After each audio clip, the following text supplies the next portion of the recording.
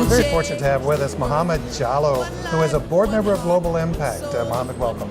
Thank you, sir. Thank you, Stan. But before we get to your board member status, you work in the private sector? That is so correct. I work for MedImmune. MedImmune is the specialty care division of AstraZeneca. I'm a public health manager and I cover Georgia and Alabama. I'm in the sales division. You know what though? You don't sound like you're from Georgia. Well, I can say y'all, I can say I'm fixing to, but you're so right. I'm originally from the west coast of Africa, a country by the name of Guinea. Mm-hmm. It's French speaking, was French colonized, and that's where my origin stems from. Mm-hmm. What made you come to the United States? Opportunities, to summarize it in one word. I grew up all around Guinea, all around the African, my origins, and the reason being is the then president did not authorize any liberty. There were no liberty of speech, there were nothing. And then my father, because of voicing his opinion, he has to move away. So, of course, he moved the whole family across, and then I did my studies in Canada, Quebec. My first language is French. That's probably why my, slight accent in English. It's just growing up. It wasn't. It was pleasant, but at the same time, we were not in Guinea, if it makes sense. Well, when you're a kid, you oftentimes don't know the hardships that you're under, but you, since then, as an adult, you come to realize what it was. The part about no liberty of speech, what does that mean? As an American, I don't oftentimes even understand that.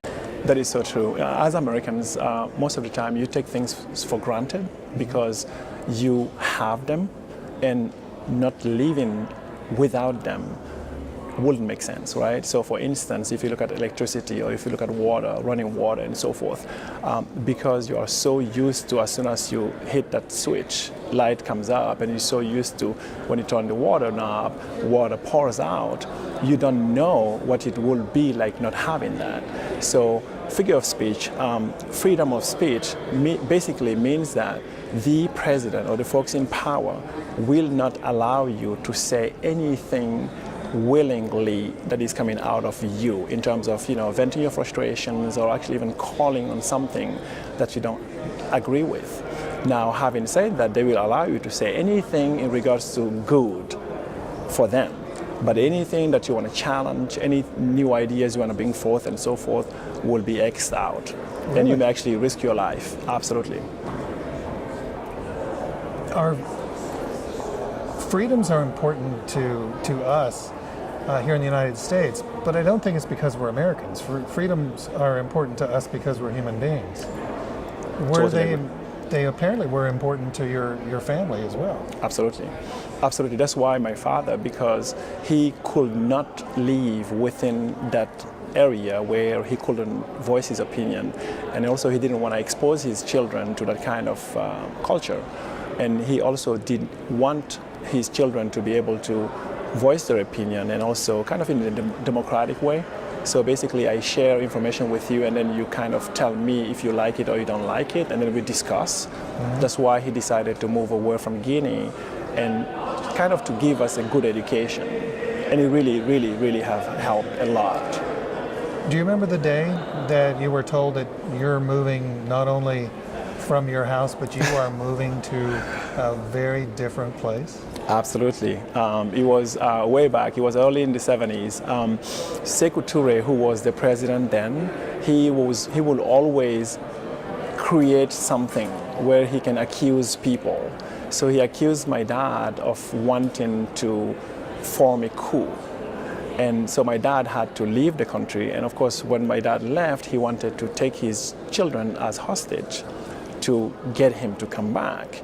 So then we also were shipped out of the country. So first we went to Sierra Leone, and then Freetown, and then the relationship between Guinea and Sierra Leone got better.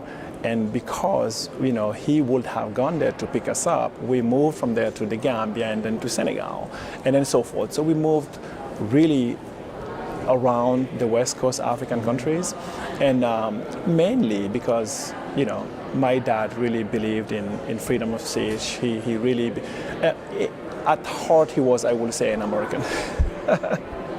Well, everybody who's watching this interview right now, they want me to ask this question. What did your dad do so that freedom of speech was so important to him? Well, so he used to be a businessman. And he used to voice his opinion around corruption, and the country was really, really corrupted. What do you mean when you say corrupt? I hear that word a lot. What does that mean? Absolutely. So what it means is, so you have, like, for instance, an example in terms of custom, right? So he was a businessman, so he'll bring a lot of goods into the country. So you have a fee schedule for anything that you want to bring into the country, and that fee schedule is always overlooked. So basically, it's a matter of whoever is sitting there, has to put their signature on that paper to get you to clear that whatever you brought in through custom.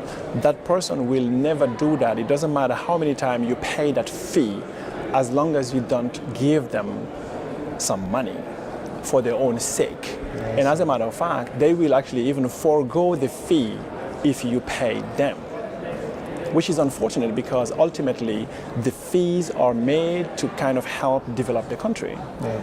And it's not going toward that. So people are really, people are positions are totally corrupted. So you essentially were moving from place to place to place. Yep. Until ultimately your parents said, okay, enough, we're going somewhere completely different. Yeah, so we moved from place to place, and the reasoning behind it, my father was very nationalist, if I may. So he really loved his country, he loved his people, he really wanted to contribute into the development of the country. And he was always the kind that would voice their opinion. He was very, very giving as well. That's where I got my philosophy of helping or of giving back to communities from. So as he kind of was doing that, he was pushed away, totally pushed away from the country, Because he was helping, he was pushed away? Because he wanted to help, because he was voicing his opinion around corruption to be ended. He was, kind of sharing information around how things can improve and what kind of processes need to be put in place to make sure that whatever he is going through doesn't happen again. And ultimately, how can we develop the country as a whole?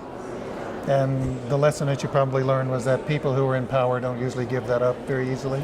Well, so it really depends, because for me, honestly, the honor comes from after you've served, if it makes sense. So for instance, if you look at the American president, most of them during their presidency, they will go in with black hair. I'm sorry to say that, but as they're coming out, even if it's just 4 years, the hair is totally gray. Right. But then they can do so much after that, because then they are a trusted partner in any catastrophes coming up or anything around the world. Their opinion matters because people know that as they were going into it, they weren't going in for them. It was a lot of sacrifices that they did. So ultimately for me, it's not about being in power. It's, first of all, what do you do when you're in power? And then second of all, can you come out of power? Because being in power, most of African countries, I know for a fact, in Guinea, most of what I have seen, people that are in power, they want to die in power. And that's unfortunate. Yeah. But you've taken a different tact. You are in private sector business, like your father, and you are working globally through Global Impact. That is correct. What drew you to Global Impact? Excellent question. So when I came to the US, like my dad, I love my country and my country of origins, right, Guinea, and I really want to help shape up the future of the country, help the country develop itself. The country has a lot of potential now. So when I came to the US, I really wanted in some ways to impact charitable giving, in some ways impact global philanthropy. So I used to have actually I still have a very good friend who is serving on the board. As we've been discussing, we know each other for about 13 years. So he kind of said, you know what, Mouhamed, I think you will be great in serving into the board. So then I looked at what Global Impact does, which is really commendable, and they have great leadership. And then I said, you know what, this actually will be really cool. And then, I kind of started involving myself and sharing some experiences, offered me the position, and I was honored to join in. What do you think that you bring to the board and you bring to this entire global charitable development, global giving? What do you think that you bring that others don't?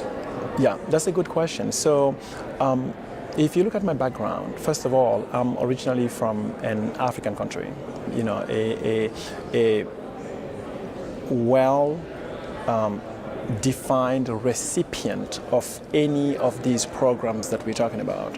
So you look at any of the sectors that that Global Impact is interested or has interest into, any of these sectors would really help the people from Guinea, because the people from Guinea are among the most vulnerable people. And one of the vision of Global Impact is to help the most vulnerable people in the world. So, I bring that first-hand experience because I have lived it. Yeah. Right now, having said that, my background is in economics, and the company I work for, we do sales. So we kind of serve in some ways as champions and connectors, and that actually helped tremendously because I kind of help Global Impact in terms of connecting the Global Impact leadership with some of the private sector leaders. Now, I've asked this question a lot over the years and Rainmakers, and it's about the differences in men and women, and particularly in, we call them impact countries, but it was the same way in the United States a long time ago. And that is that men seem to dominate over women. You've seen that in your lifetime, haven't you? Absolutely. As a matter of fact, as you know, Mohammed is Muslim, right? So I am Muslim, and in the Muslim world, actually, it's worse than in some other countries, if I may. Why is that? And I'm not speaking about Muslim now. I'm thinking more of men and domination over women, because the United States, when in its youth, when men were dominating over women, it wasn't Muslim. Absolutely. So, religion aside, yeah. Why is it that there is this apparent desire to have women become second class or be second class to men? That's a phenomenal question, Stan. If venturing an answer, I honestly do not know. But now, having said that, if you look at history and if you really look at how things evolved from whenever all the way to now, in the household, there's always definition of who does what, if I may. So way back, the man was the one who was supposed to go out and either do fishing or hunting or whatever, because of the man's structure in terms of strength and in terms of muscle mass and so forth. And I think it stems from there, because of being that provider and that only provider.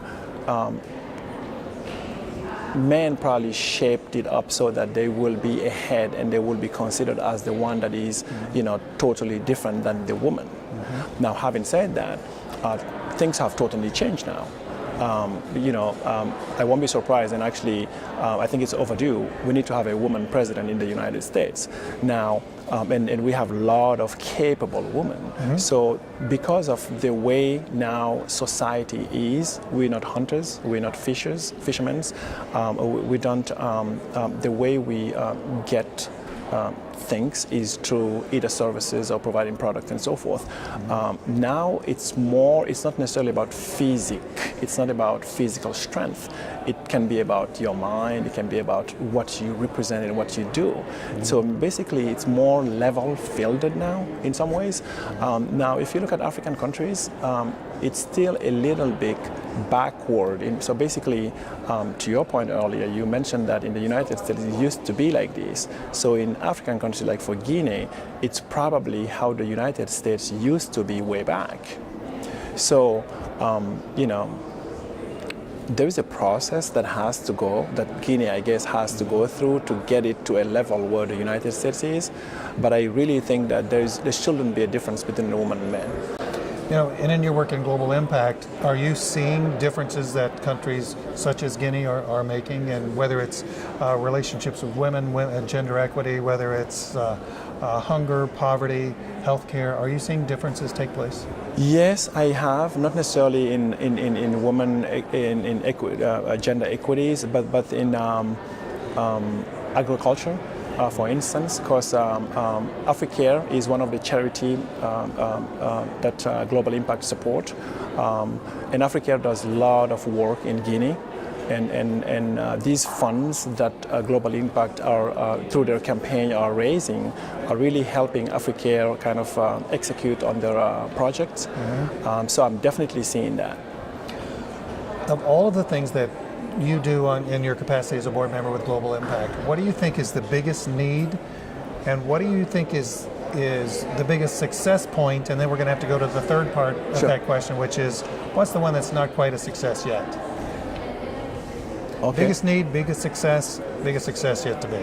Sure. So biggest need, I will say, it's that collaboration, that partnership, that corporate partnership between Global Impact and U.S. corporations. Because ultimately, first of all, American people are really giving. You know, I have witnessed that firsthand. I have really seen compassion from American people, and I think exactly the same thing for corporations. I won't speak from anyone's perspective, but I have witnessed it via the news. I have seen it.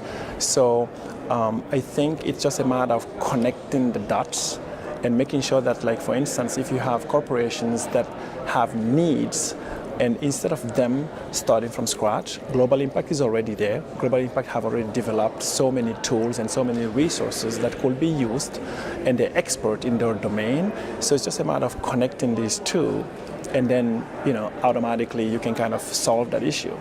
What do you think is the greatest success?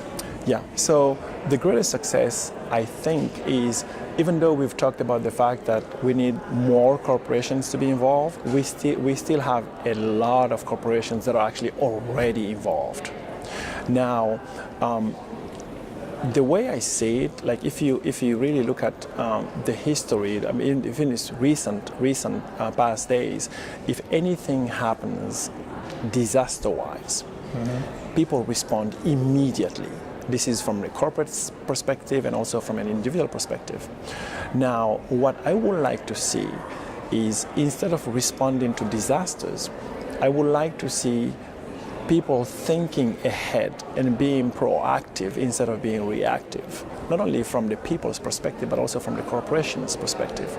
Because I think that will take us so far ahead, because then, instead of solving an immediate issue that just happened, if we look at that possibility of an issue happening and we start thinking about it now, we will be so much more effective in solving it. Mm-hmm. So we have a lot of successes in terms of collaboration, in terms of partnership, and in terms of partnership solutions.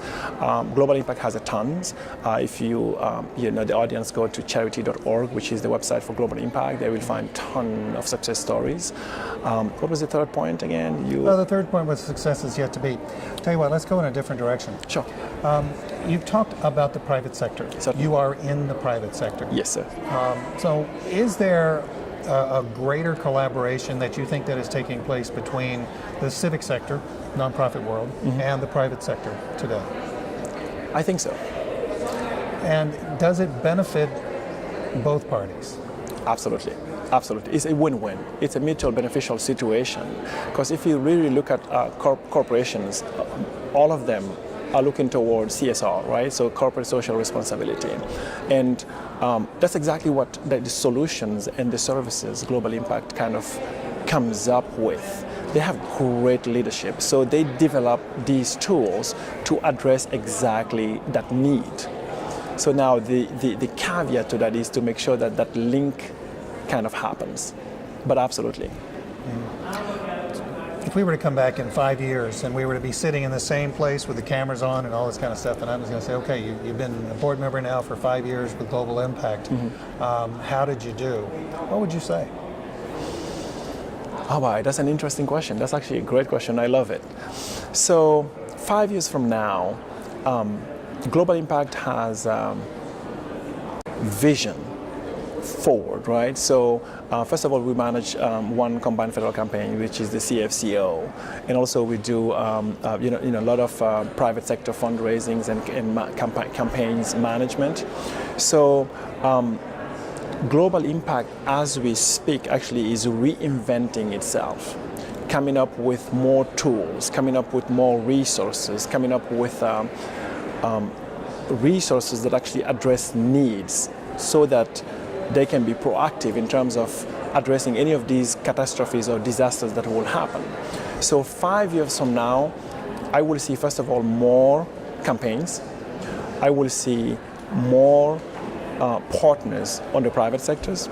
And global impact thing, I mean, they can tailor whatever the need is, they can tailor solutions to that need. So I will see more of that. So more success factors, and of course, definitely more charity partners. Mouhamed, thank you very much for being with us. Stan, thank you so much. Thank you so much. I appreciate it. Rainmaker believes we can change the world. One life, one heart, one soul, one mind at a time. Rainmaker believes we can change